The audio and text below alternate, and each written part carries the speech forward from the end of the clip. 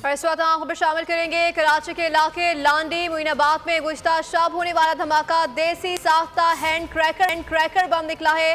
बम हमला तामीराती ठेकेदार के घर के दाखिली दरवाजे पर किया गया। हमला भत्ताखोरी का शाखसाना लगता है। मज़ीद जानते हैं नुमाइंदा बोनीस मोहम्मद काशान से। जी मोहम्मद काशान, बताएगा क्या तफसीलात आ रही हैं?